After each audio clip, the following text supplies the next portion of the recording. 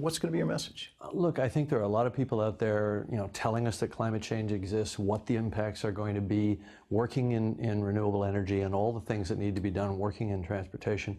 My focus is a niche focus. When I go downstairs, I'm going to be talking about food. People think, what's food got to do with climate? Well, this is the big elephant in the room that nobody's talking about. When people think of how we mitigate climate change, they initially think of, coal-fired power plants and tailpipe emissions. Okay, you're good.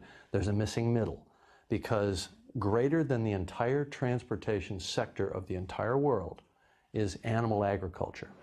So here's a place where we can make a huge personal difference, you, me, everybody out there. We don't have to wait to build wind farms. We don't have to wait to build solar plants. We can just change what we eat.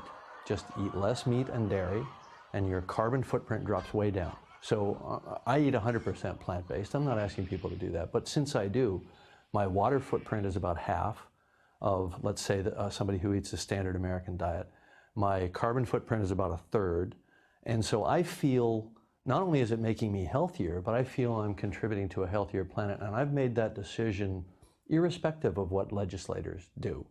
And we can't wait for them. We need to take action ourselves.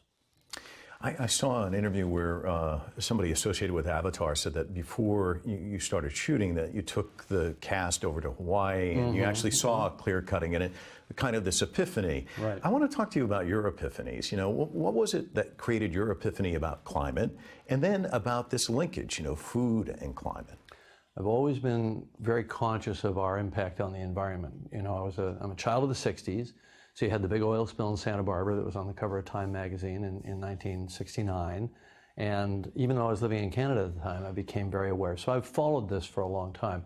The big epiphany for me around the food-climate connection was about 3.5 years ago, because I had known how heavy the footprint of animal agriculture is and how devastating it is. It's the greatest source of biodiversity loss. It's the greatest polluter of water.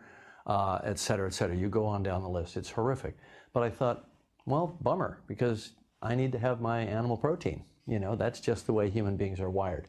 3.5 years ago, I found out that not only is that not true, it's actually the opposite. It's actually harmful to your body, and it contributes a lot to the kinds of diseases that we have, and so-called diseases of affluence, like heart disease and diabetes and osteoporosis and things like that, and a number of cancers. So I thought, wow, this is a win-win.